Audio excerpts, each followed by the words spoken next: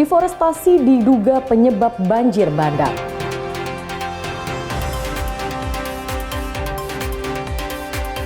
Korban banjir bandang masih dirawat.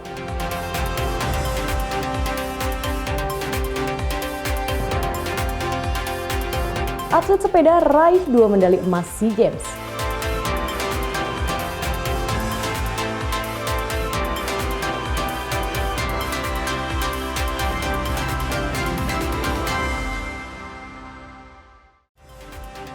Assalamualaikum, selamat pagi saudara. Kompas Pagi hari ini hadir dengan beragam informasi penting dan menarik dari Sumatera bagian utara. Selain 3 sorotan tadi, sejumlah informasi lain akan kami sajikan dalam Kompas Pagi. Bersama saya Risa Rizkyanti, inilah Kompas Pagi selengkapnya di Kompas TV, independen terpercaya.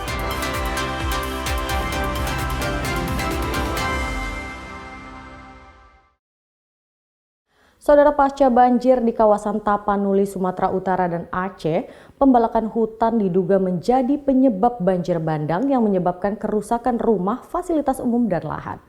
Berikut laporan jurnalis Kompas TV Khairul Bazar yang kami rekam sepekan pasca bencana.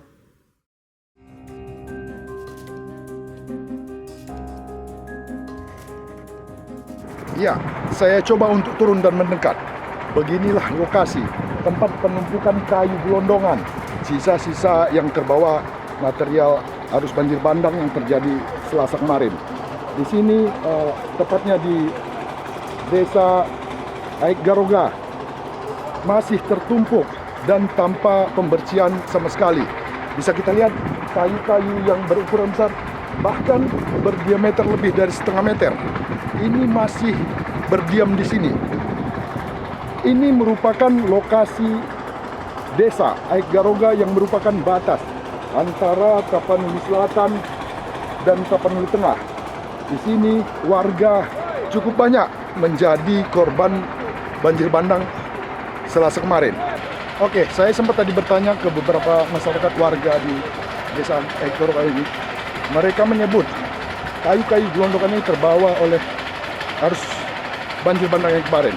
Mereka menduga ada aktivitas penebangan kayu di hutan Tapanuli yang berada di hulu sungai tersebut.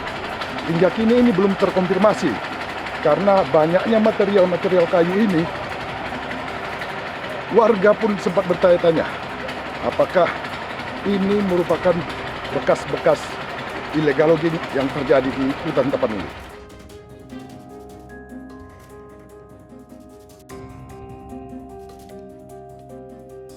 Saya coba untuk memperlihatkan bagaimana besar-besarnya kayu gelondongan yang hanyut tersapu banjir bandang Selasa kemarin. Seperti inilah. Kalau kita ukur, ini mungkin berdiameter kurang lebih 1 meter. Bayangkan saja ketika kayu-kayu ini hanyut terbawa banjir. Inilah yang menyapu pemukiman warga di desa ini.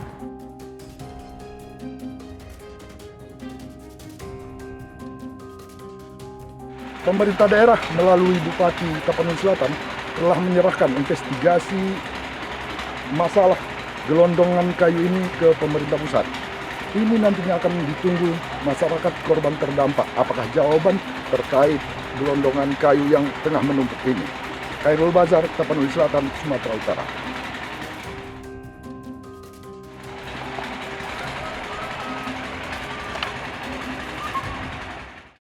Tumpukan kayu gelondongan yang dibawa banjir bandang di Desa Munasabi, Kabupaten Pidijaya Aceh perlahan sudah dibersihkan. BKSDA Aceh mengerahkan gajah terlatih untuk membersihkan kayu yang menimbun rumah warga. Badan Konservasi Sumber Daya Alam BKSDA mengerahkan 4 gajah Sumatera yang diterjunkan untuk membersihkan kayu yang terbawa banjir di Desa Munasabi. Gajah-gajah ini dikerahkan dari Pusat Pelatihan Gajah Sare dan akan berupaya mengangkut kayu-kayu besar hingga tanggal 14 Desember. Gajah-gajah ini diperintah oleh pemandu yang sehari-harinya selalu bersama-sama di Pusat Pelatihan Gajah Sare. Dengan belalainya gajah ini dengan mudah memindahkan kayu-kayu gelondongan dari pemukiman warga. Tak hanya membersihkan batang-batang pohon, gajah-gajah ini juga membersihkan dan mengangkut pasokan darurat dan logistik untuk warga terisolasi. Tim Liputan Kompas TV. 3 jam diguyur hujan, Sungai Aik Garoga yang berada di Desa Garoga, Tapanuli Selatan kemarin kembali meluap. Warga dan relawan yang berada di posko berhamburan berusaha menyelamatkan diri.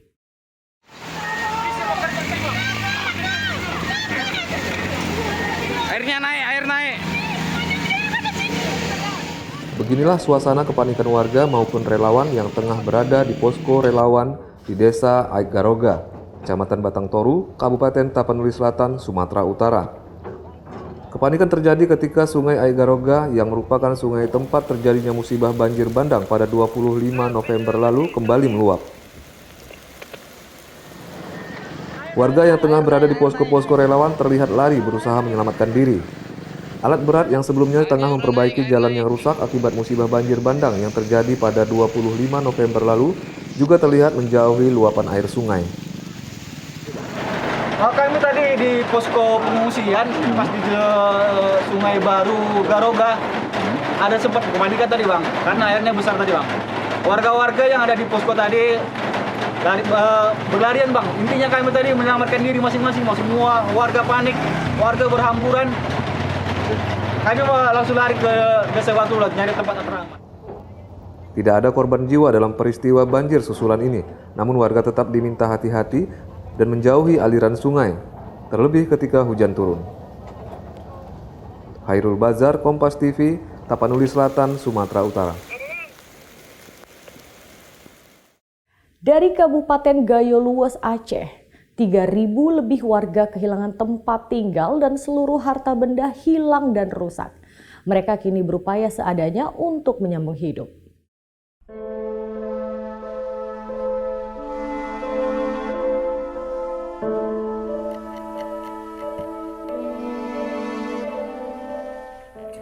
Hari Rabu pagi tanggal 26 November 2025 menjadi hari terakhir bagi 3.000 lebih warga Gayo Luwes hidup normal dan berkumpul bersama keluarga. Saat itu, tiba-tiba banjir bandang datang menghantam daerah mereka hingga banyak rumah yang rusak parah. Seperti yang dialami oleh Mat Pasha, warga Desa Palong, Kecamatan Blangkejeren, Kabupaten Gayo Luwes. Rumahnya porah-poranda diterjang banjir dan tertimbun tanah. Ia terpaksa mencari barang-barang yang masih dapat digunakan untuk pembangunan rumah dan berteduh. Ia hanya bisa meratap melihat kondisi perkampungannya yang telah berubah menjadi sungai, menyisakan beberapa rumah saja. Meski mendapatkan bantuan sembako, namun untuk kehidupan selanjutnya mereka hanya bisa pasrah.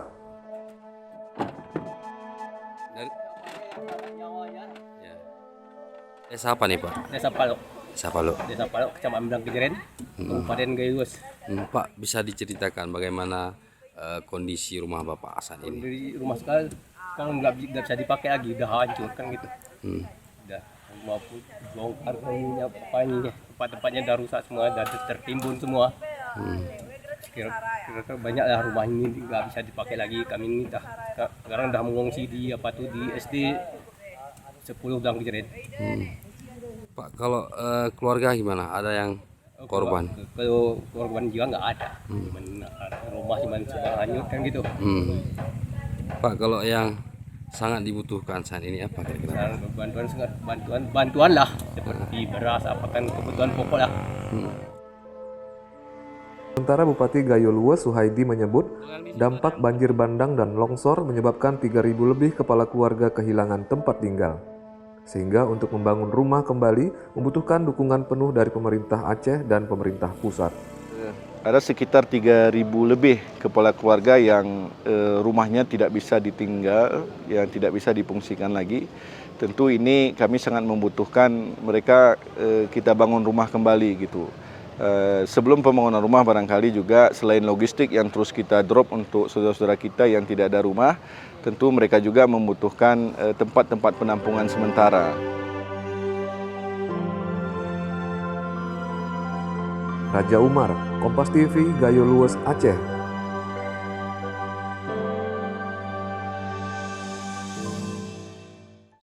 Sebanyak 266 unit bangunan sekolah dan 15 unit pesantren di 18 kabupaten kota di Aceh rusak. Reruntuhan sekolah dijadikan tempat pengungsian sementara oleh warga.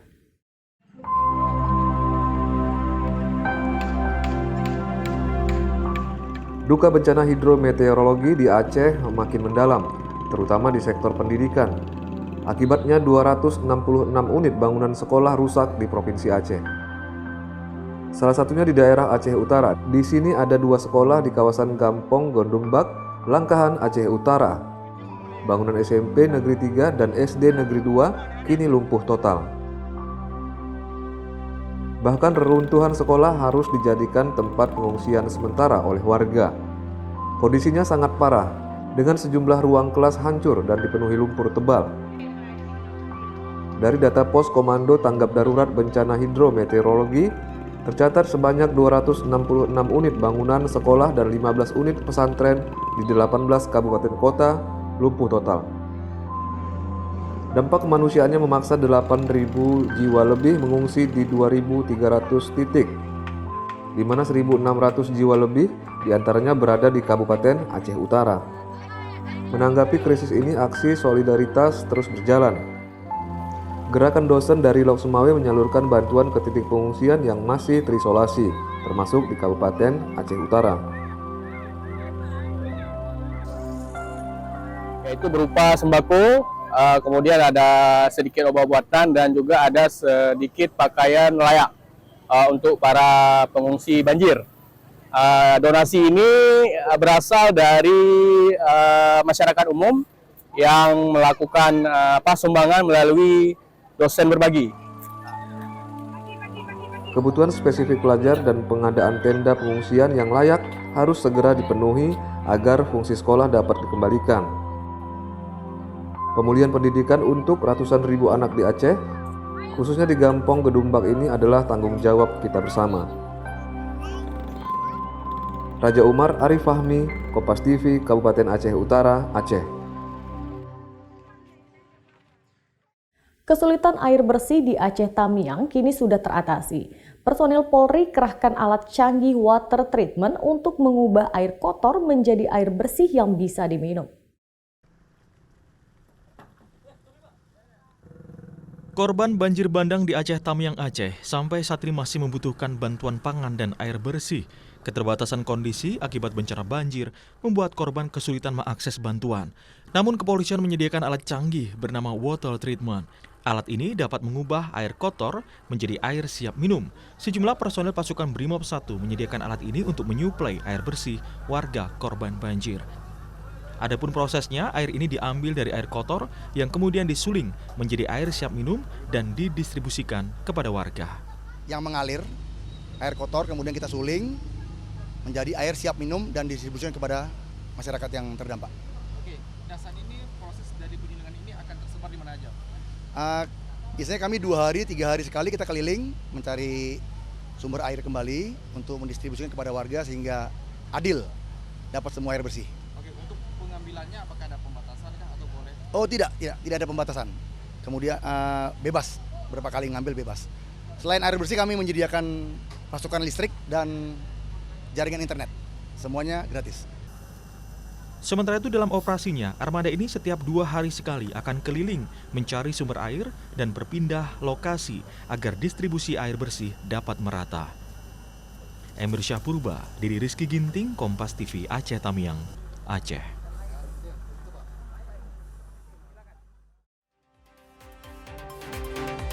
Korban banjir bandang masih dirawat. Saksikan usai jeda.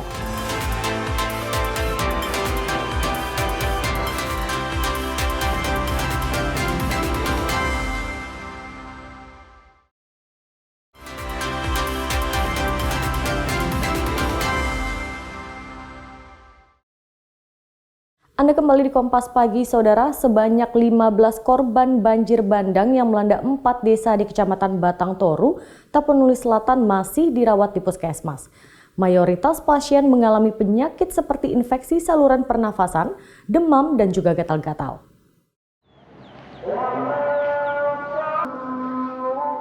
Puskesmas Kecamatan Batang Toru, Kabupaten Tapanuli Selatan masih merawat korban banjir bandang. 15 orang yang merupakan korban banjir bandang masih dirawat intensif. Rata-rata pasien mengalami keluhan penyakit seperti infeksi saluran pernapasan akut atau ISPA, demam, gatal-gatal hingga luka akibat hanyut terseret musibah banjir.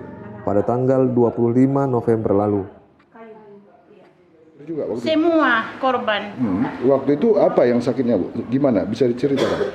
Yang sakit waktu itu tidak bisa jalan. Ditolong anak muda lah aku semua. Ada 8 orang menolong aku. Jadi dievakuasi waktu banjir itu? Di pasar bertingkat di situ buat sebentar. Terus apanya, Bu, yang sakit sekarang?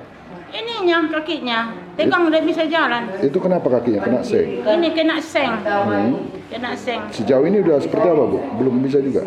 Belum bisa juga. Masih sakit? Tambah lagi penyakitnya, iya. Sementara Kepala Puskesmas Batang Toru, Elida Batubara, mengatakan pihaknya kini fokus pada penanganan pasien pasca banjir. Jika pasien tak tertangani di puskesmas, pihaknya akan merujuk pasien ke Rumah Sakit Umum Daerah Tapanuli Selatan. Masih ada sekitar 15 pasien ya yang kita rawat di puskesmas. Itu apa aja keluarnya? Itu berbagai macam ya. Sebagian ada yang hipotermi ada juga ya. Baru panas, demam ya. Ada juga tinggi juga itu sampai penanganan infus lah gitu ya. Luka-luka ada juga luka-luka yang ringan ya, yang berat juga. Batuk, pilek juga ada juga yang berat juga ya. Selain merawat pasien pasca banjir, Puskesmas Batang Toru juga memantau kesehatan para pengungsi yang berada di aula Puskesmas. Hairul Bazar, Kompas TV, Tapanuli Selatan, Sumatera Utara. Petani yang terdampak bencana banjir dan longsor akan dibebaskan dari kredit usaha rakyat. Presiden Prabowo Subianto menyampaikan karena dampak musibah pemerintah akan menghapus beban itu. Pemerintah akan hapus hutang kredit usaha rakyat atau KUR bagi petani Aceh yang terdampak bencana banjir dan longsor. Saat melihat langsung korban bencana di Kabupaten Biren, Aceh, Presiden Prabowo menyampaikan penghapusan hutang KUR dilakukan karena bencana ini merupakan keadaan alam yang bersifat terpaksa atau force majeure. Petani tidak perlu khawatir terkait kemampuan mengembalikan pinjaman. Prabowo menjelaskan seluruh upaya percepatan pemulihan akan terus dilakukan, termasuk perbaikan jembatan yang ditargetkan dapat kembali dibuka dalam 1 hingga 2 minggu. Kemudian sawah-sawah yang rusak akan kita rehabilitasi, dan sudah dilaporkan ke saya, petani-petani nggak usah khawatir. Kalau sawahnya rusak, mereka akan balik memperbaiki. Prioritas kami juga sementara belum sepenuh, pangan akan kita kirim dari tempat lain.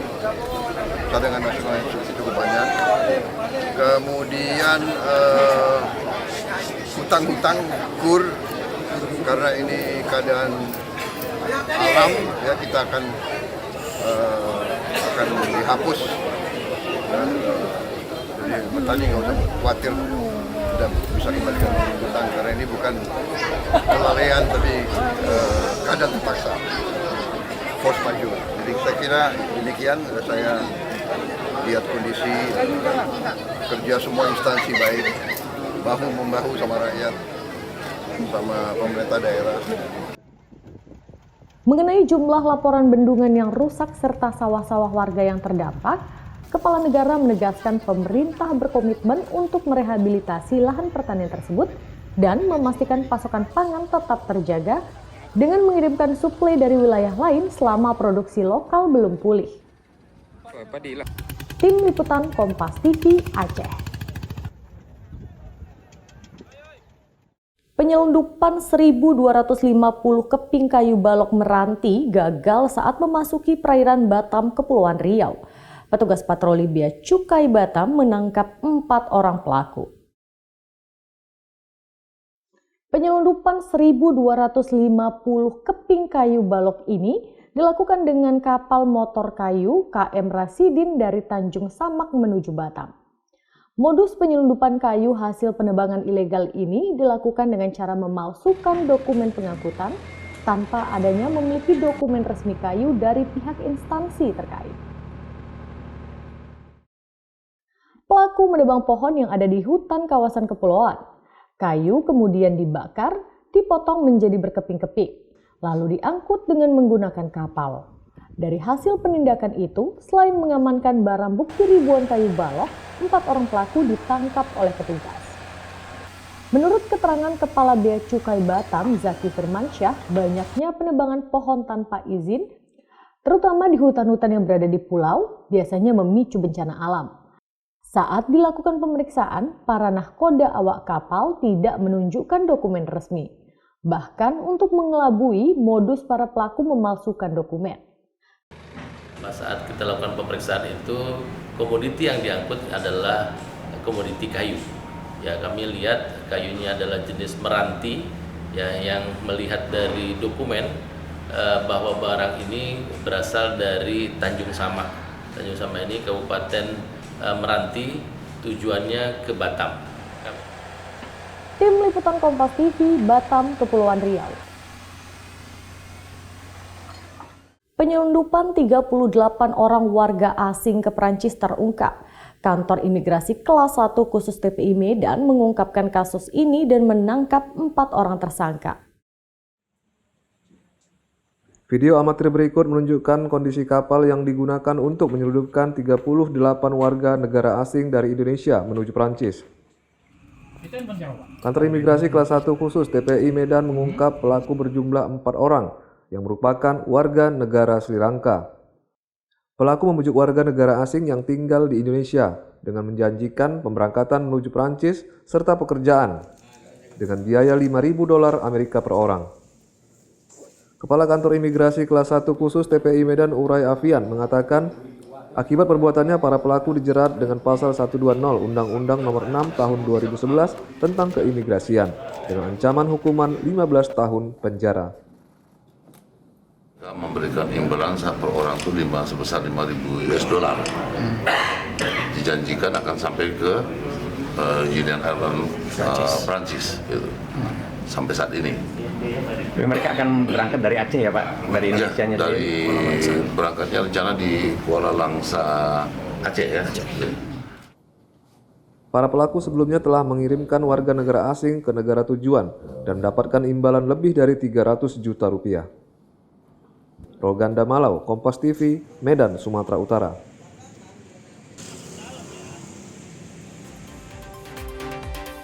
Korban banjir masih bertahan, saksikan usai jeda.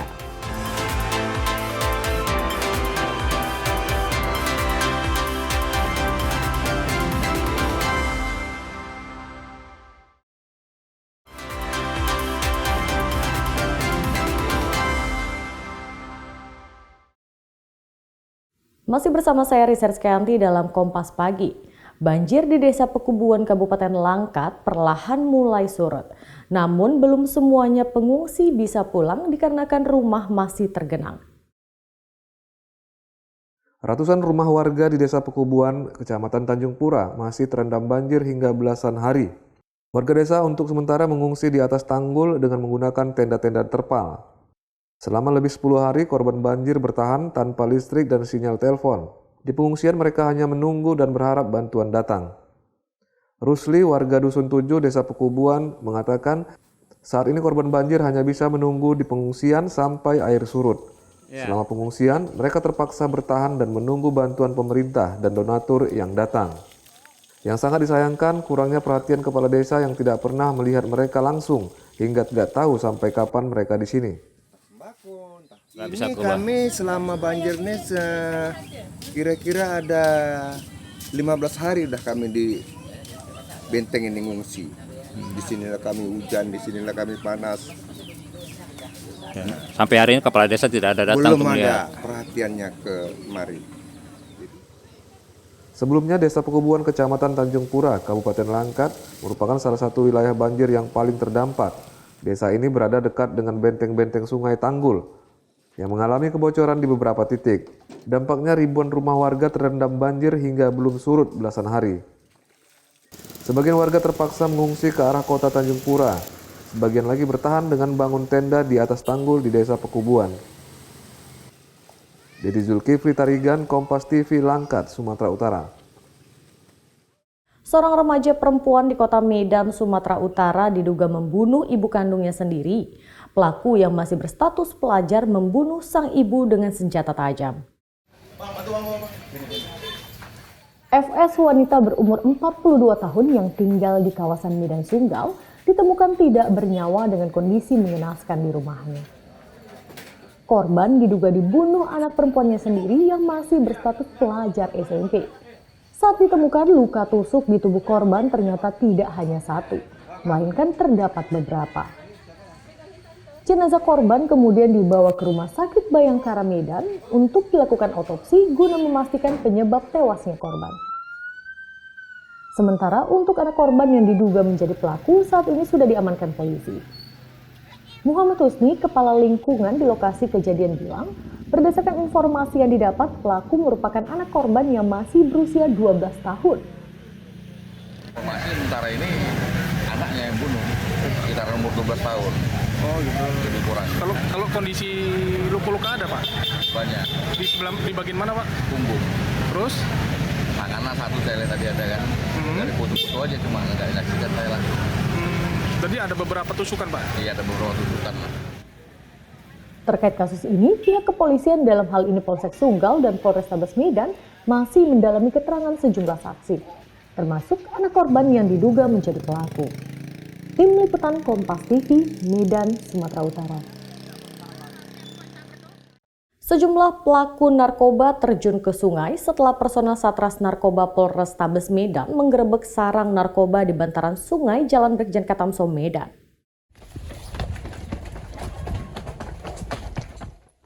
Jalan sempit di pemukiman padat penduduk yang terletak di Jalan Brigjen Katamso, Gang Nasional ini harus dilewati polisi untuk sampai ke sarang narkoba yang letaknya berada di bantaran sungai.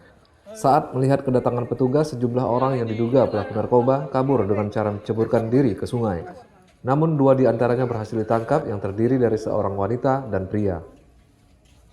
Ironisnya saat wanita merupakan pengedar narkoba di lokasi penggerebekan dan saat ditangkap baru saja bertransaksi. Dari tangannya, petugas menyita beberapa paket sabu-sabu siap edar, termasuk 1 paket daun ganja kering. Kasatres Narkoba Polrestabes Medan, Komisaris Polisi Kompol Yusuf Nugraha bilang terdapat setidaknya 3 barak narkoba di lokasi penggerebekan. Ketiga barak narkoba itu kemudian dihancurkan dan dibakar agar praktek serupa tidak kembali terulang. Untuk pelaku-pelaku yang melarikan diri dipastikan akan dikejar, termasuk pemasok narkoba di lokasi yang digerebek.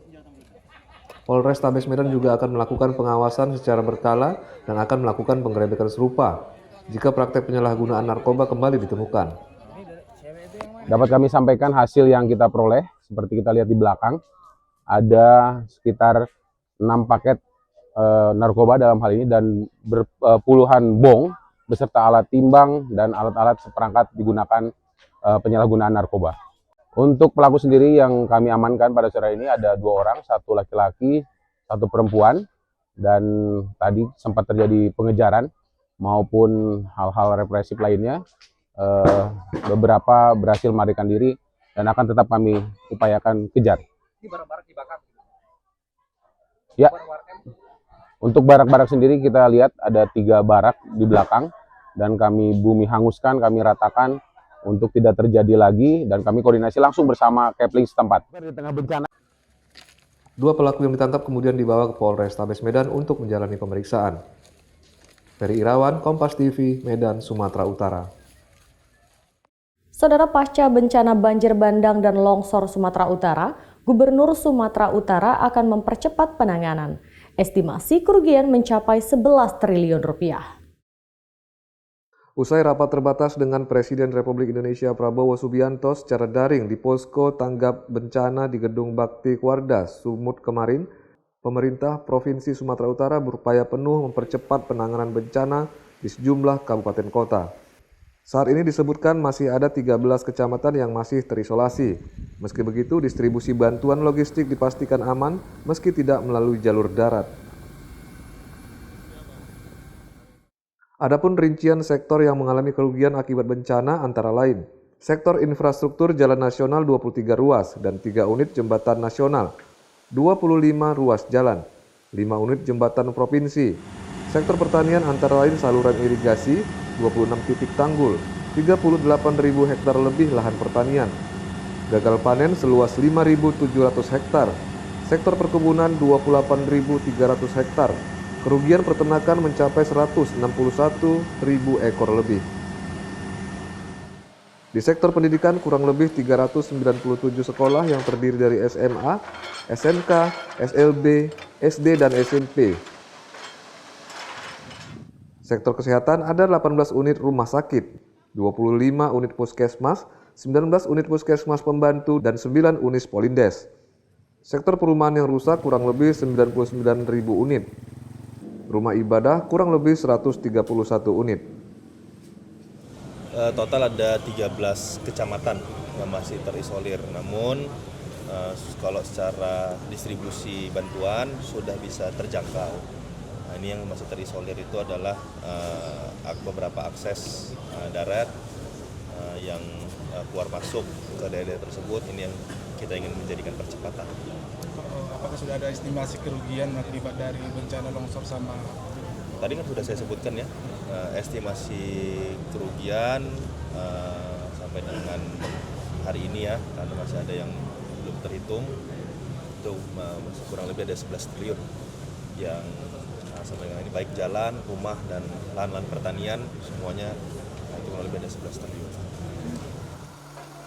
Diketahui ada 420.000 lebih kepala keluarga dan 1.500 lebih jiwa terdampak dalam bencana ini. Pengungsi mencapai 10.000 kakak dan 45.000 jiwa. Jumlah korban meninggal dunia mencapai 330 jiwa dan masih hilang 136 jiwa. Tim Liputan, Kompas TV, Medan, Sumatera Utara.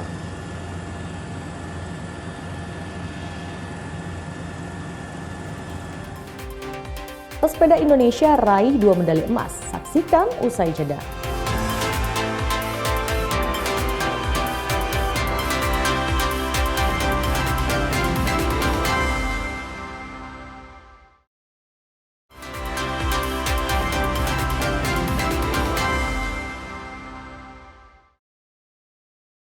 Atlet sepeda putra Indonesia Randy Farera berhasil menyabet 2 medali emas di SEA Games Thailand dari kategori cross country di Chonburi. And now big find of the cross country Indonesia and the Philippines. Randy berhasil meraih medali emas usai menyisihkan pesepeda Malaysia dan Filipina di lintasan Khao Kheo Ovenzu. Raihan emas ini melengkapi prestasi Randy yang meraih perak di nomor downhill. Koleksi ini menambah koleksi emas ke-6 Indonesia di SEA Games 2025.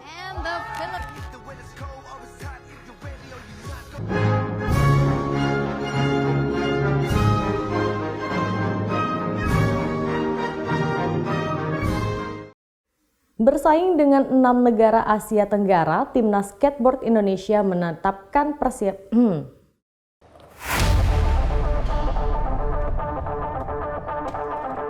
Pengurus Besar Persatuan Olahraga Sepatu Roda seluruh Indonesia mengirim 4 atlet putra dan 4 atlet putri terbaik ke SEA Games 2025 Thailand. Selama 7 bulan penuh, skateboarder tanah air mempersiapkan diri berlatih di skatepark Wibawa Mukti Cikarang. Kini, para atlet menjajal venue pertandingan di Hua Mark Indoor Skatepark KAA di Bangkok, Thailand. Turun di kategori pertandingan Street Men's dan Women's, serta Park Men's dan Women's, 2 medali emas jadi target tim skateboard Indonesia. Tuan rumah Thailand dan Filipina akan menjadi lawan terkuat tim Merah Putih. Yang sudah berada di luar negeri, seperti Filipina, karena di daerah sini ada park di mana mereka levelnya sudah lebih tinggi. Jadi kita coba memaksimalkan skill-skill yang ada untuk bisa bermain maksimal. Mundurnya Kamboja dan Vietnam di cabang olahraga skateboard membuat Indonesia akan bertarung dengan skateboarder dari 6 negara Asia Tenggara dalam pertandingan yang akan berlangsung pada 11 sampai 14 Desember.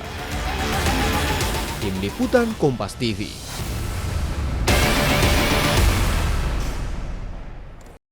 Spekulasi nama calon pelatih Timnas Garuda terus bermunculan. Analis sepak bola Sabto Haryo Rajasa bilang, skuad Garuda butuh pelatih yang berpengalaman di Piala Dunia. Nama pelatih terkenal dengan CV mentereng dan rekam jejak internasional mulai bermunculan sebagai kandidat potensial pelatih baru timnas Indonesia. Direktur Teknik PSSI Alexander Zwiers dan jajaran Exco PSSI telah melakukan interview dengan beberapa kandidat pelatih yang namanya masih dirahasiakan oleh federasi. Media Belanda Football Premier menyebut John Heitinga memberi tanda akan menjadi bagian dari timnas Indonesia. Sinyal pria 42 tahun membuka pintu kerjasama dengan Indonesia menguat usai mengikuti laman Instagram Ketua Umum PSSI Erick Thohir. Menyikapi rumor tersebut, analis sepak bola Sabto Haryo Rajasa bilang timnas Indonesia membutuhkan pelatih yang berpengalaman di Piala Dunia dan mampu membangun tim. Mengingat pencapaian terakhir Indonesia hampir saja menembus putaran final Piala Dunia 2026. PR minimum saya adalah pelatih yang pernah menangani timnas di Piala Dunia atau pernah meloloskan sebuah tim ke Piala Dunia. Akan menjadi bonus kalau dia mengerti kawasan Asia. Karena kita tahu dalam sejarahnya pelatih-pelatih yang tahu kawasan pasti tahu know-how-nya seperti apa untuk bisa ngebawa tim ini seperti apa. Di sisi lain, Valentino Simanjuntak bilang siapapun pelatihnya PSSI wajib menghormati kontrak dan memberikan waktu yang cukup bagi juru taktik anyar untuk meramu timnas Indonesia hingga menemukan potensi terbaiknya. Sebenarnya nggak peduli dia Eropa atau Asia sih, karena yang paling penting adalah pada saat dia presentasi sebenarnya grand design, blueprint apa yang dia bisa tawarkan pada saat di pitching. Menurut saya siapapun nanti yang diambil, kalau justru dari federasi yang tidak bisa konsisten untuk mempekerjakan pelatih ini sesuai dengan kontrak, ya akan jadi presiden buruk terus. Kini publik sepak bola tanah air masih menanti keputusan Exco PSSI pasca interview yang dilakukan di benua biru. Agenda terdekat, timnas Indonesia akan turun di FIFA Series dan Piala AFF tahun depan. Reminta Niken, Junaidi Saputra, Kompas TV, Jakarta. Saudara, Indonesia rebut 2 medali perak dari cabang olahraga balap sepeda downhill. Rendy Sanjaya rebut perak dari kategori putra, sementara di kategori putri direbut Rizka Amelia Agustina. Digelar di Khao Keo Open Zoo, tuan rumah Thailand rebut medali emas perdana pada SEA Games cabang olahraga balap sepeda downhill. Metasit Bonsane finish tercepat dengan catatan waktu 2 menit 37,856 detik. Pembalap Indonesia Rendy Sanjaya persembahkan medali perak dengan mencatatkan waktu 2 menit 38,714 detik. Sementara Filipina berhak untuk medali perunggu. Derek Farr finish ketiga dengan catatan waktu 2 menit 43,676 detik. Tuan rumah kawinkan medali emas di kategori putri. Viva Vidika Bowles berhak emas untuk waktu 3 menit 03,299 detik. Serupa Thailand, Indonesia juga kawinkan medali perak atas nama Rizka Amelia Agustina. Rizka mencatatkan waktu 3 menit 04,874 detik. Sementara perunggu direbut pebalap Thailand lainnya, Tanokrat Ritidet, dengan menorehkan waktu 3 menit 06,778 detik.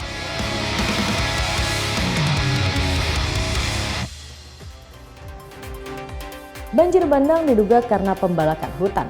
Saksikan usai jeda.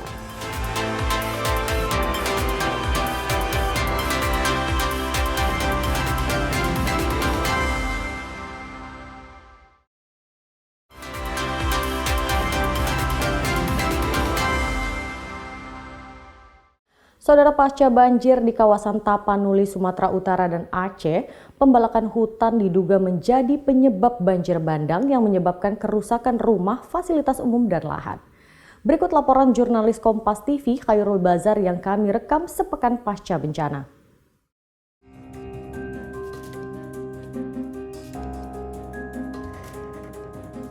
Ya, saya coba untuk turun dan mendekat. Beginilah lokasi tempat penumpukan kayu gelondongan, sisa-sisa yang terbawa material arus banjir bandang yang terjadi Selasa kemarin.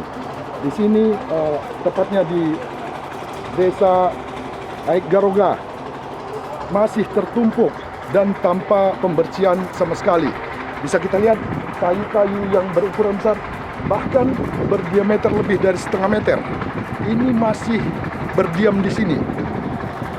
Ini merupakan lokasi desa Aik Garoga yang merupakan batas antara Tapanuli Selatan dan Tapanuli Tengah. Di sini warga cukup banyak menjadi korban banjir bandang Selasa kemarin. Oke, saya sempat tadi bertanya ke beberapa masyarakat warga di desa Aik Garoga ini. Mereka menyebut kayu-kayu gelondongan ini terbawa oleh arus banjir bandang yang kemarin. Mereka menduga ada aktivitas penebangan kayu di hutan Tamak Duli yang berada di hulu sungai tersebut. Hingga kini ini belum terkonfirmasi karena banyaknya material-material kayu ini. Warga pun sempat bertanya-tanya apakah ini merupakan bekas-bekas illegal logging yang terjadi di hutan Tapanuli.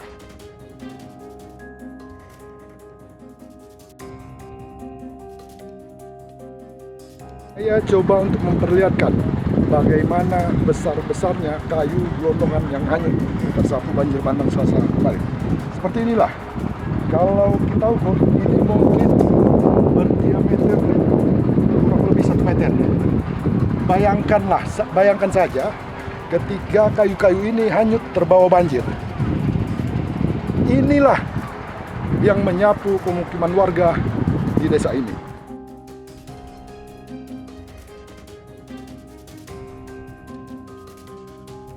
Pemerintah daerah melalui Bupati Tapanuli Selatan telah menyerahkan investigasi masalah gelondongan kayu ini ke pemerintah pusat. Ini nantinya akan ditunggu masyarakat korban terdampak. Apakah jawaban terkait gelondongan kayu yang tengah menumpuk ini? Khairul Bazar, Tapanuli Selatan, Sumatera Utara.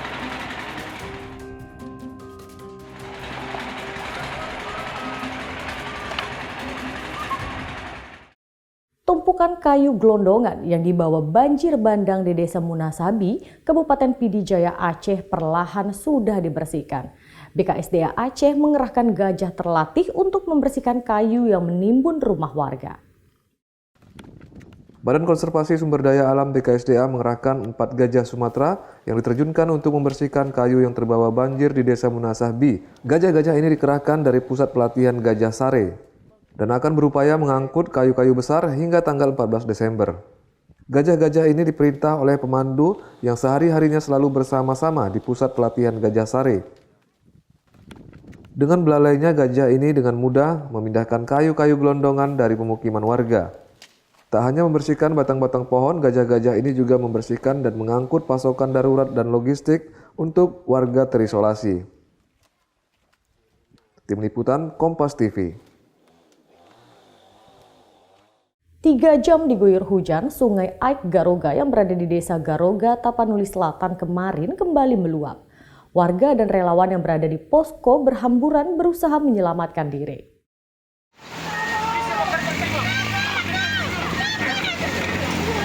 Airnya naik, air naik.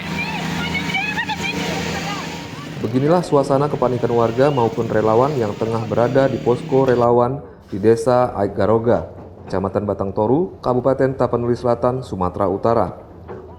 Kepanikan terjadi ketika Sungai Aik Garoga yang merupakan sungai tempat terjadinya musibah banjir bandang pada 25 November lalu kembali meluap. Warga yang tengah berada di posko-posko relawan terlihat lari berusaha menyelamatkan diri. Alat berat yang sebelumnya tengah memperbaiki jalan yang rusak akibat musibah banjir bandang yang terjadi pada 25 November lalu juga terlihat menjauhi luapan air sungai. Kami tadi di posko pengungsian pas di Sungai Baru Garoga ada sempat kepanikan tadi bang, karena airnya besar tadi bang. Warga-warga yang ada di posko tadi berlarian bang. Intinya kami tadi menyelamatkan diri masing-masing. Semua warga panik, warga berhamburan. Kami langsung lari ke Desa Watulat nyari tempat terang. Tidak ada korban jiwa dalam peristiwa banjir susulan ini, namun warga tetap diminta hati-hati dan menjauhi aliran sungai, terlebih ketika hujan turun. Khairul Bazar, Kompas TV, Tapanuli Selatan, Sumatera Utara. Sampai di sini Kompas Pagi hari ini. Anda bisa menyimak video tayangan kami di kompas.tv atau menyaksikan siaran langsung via streaming di kompas.tv/live. Kami undur diri, tetap saksikan rangkaian program berita di Kompas TV, independen terpercaya. Assalamualaikum.